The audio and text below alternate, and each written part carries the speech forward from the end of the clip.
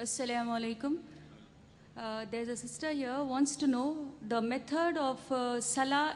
Is it the same for the man and the woman? Same for the Shafi and the Hanafi?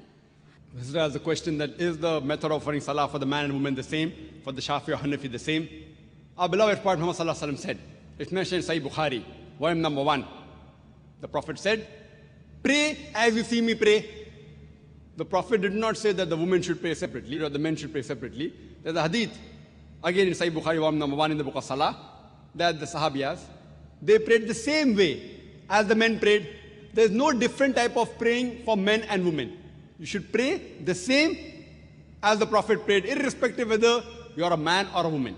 I am aware that there are books available in the market, in India and throughout the world, of different schools of thought, that the style of praying for women is different because they are seen and the men is different. There is no such Sahih Hadith. For reply in Islam, always, your answer should be backed up with Quran and Sahih Hadith. Always, Quran and Sahih Hadith. So whenever you give reference, any scholar, let it be the biggest scholar in the world. If he gives the answer, there should be proof, quotation from the Quran and Hadith. Ask him for proof.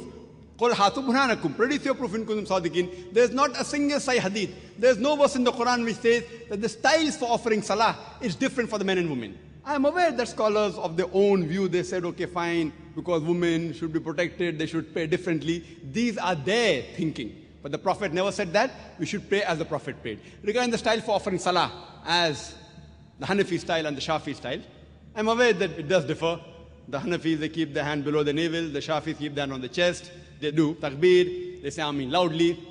Again, my first answer. On Sahih Bukhari, the Prophet said, in volume number 1 in the book of Salah, pray as you see me pray.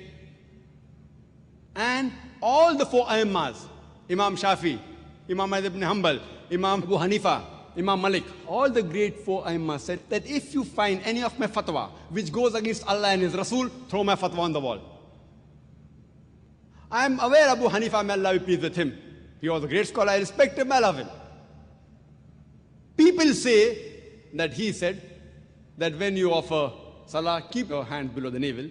There's a hadith in Abu Dawud, if you read volume number 1, book of Salah, which says that the Prophet kept his hand below his navel when he offered Salah. But this is a Zaif hadith. Immediately the next hadith says, which is a Sahih hadith, that the Prophet kept his hand above the navel. There are other Sahih hadith in Sahih ibn Khuzaimah, which says that the Prophet kept his hand on the chest. So when there are Sahih hadith saying the Prophet kept on the chest, the hadith below the navel is Zaif. So the right way to offer Salah, keep it on the chest. That doesn't mean everything Imam Shafi is right or Imam Abu Hanifa, may Allah be pleased with them both, that they're wrong. See, they were great scholars. We respect them, they're great Aimmas. But we fail to realize that at that time, the Hadith 1 compiled, during the life of the Prophet, the Quran was compiled. There was no question at all, under his own supervision.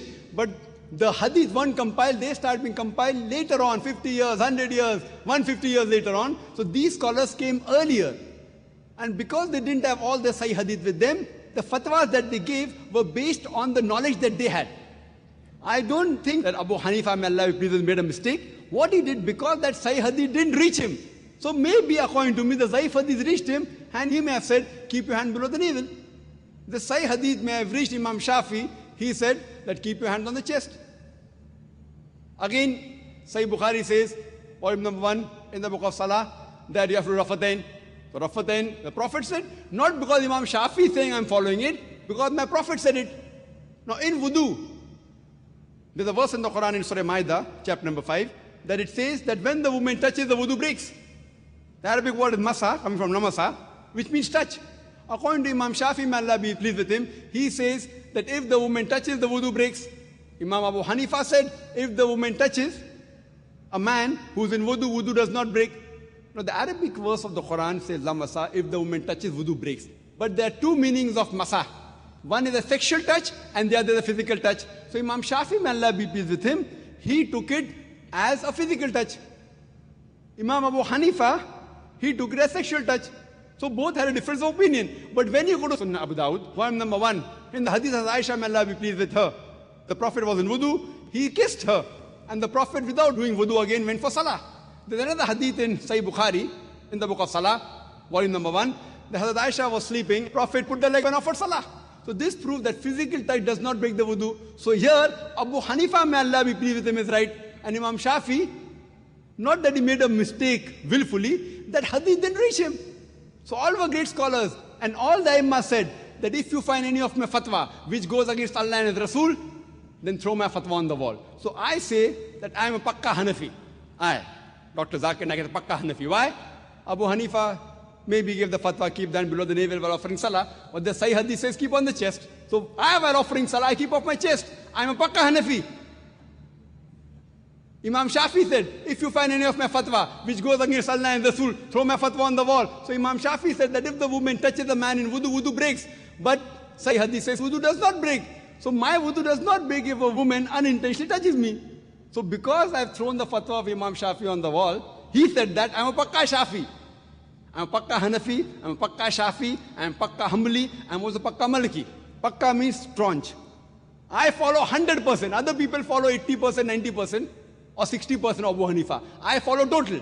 All the great four Aimma said, if you find any of my fatwa which goes against Allah and Rasul, throw my fatwa on the wall. All these scholars, the great scholars, you have to respect them.